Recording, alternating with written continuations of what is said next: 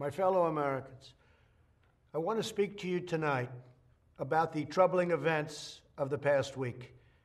As I have said, the incursion of the U.S. Capitol struck at the very heart of our republic. It angered and appalled millions of Americans across the political spectrum. I want to be very clear. I unequivocally condemn the violence that we saw last week. Violence and vandalism have absolutely no place in our country and no place in our movement. Making America great again has always been about defending the rule of law, supporting the men and women of law enforcement, and upholding our nation's most sacred traditions and values. Mob violence goes against everything I believe in and everything our movement stands for. No true supporter of mine could ever endorse political violence. No true supporter of mine could ever disrespect law enforcement or our great American flag. No true supporter of mine could ever threaten or harass their fellow Americans. If you do any of these things, you are not supporting our movement, you are attacking it, and you are attacking our country.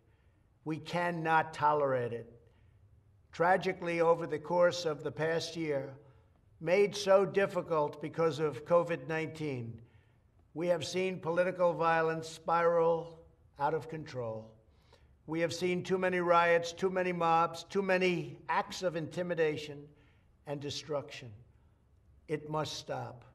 Whether you are on the right or on the left, a Democrat or a Republican, there is never a justification for violence.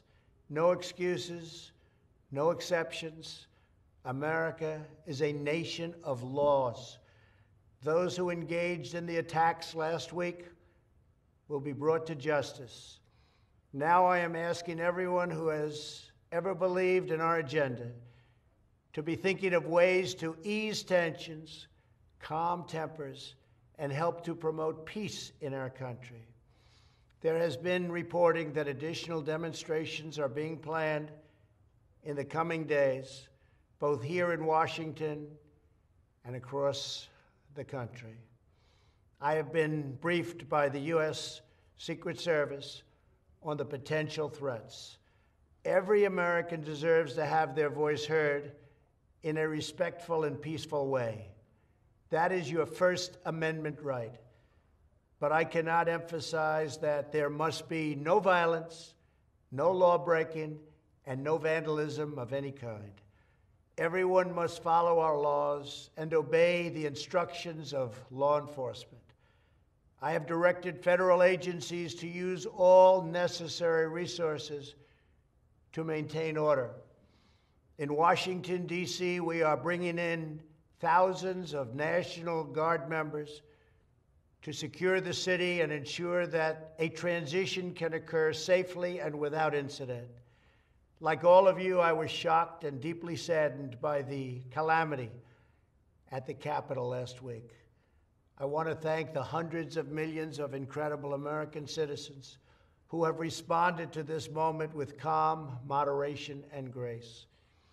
We will get through this challenge just like we always do.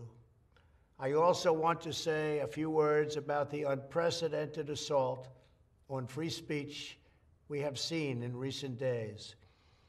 These are tense and difficult times.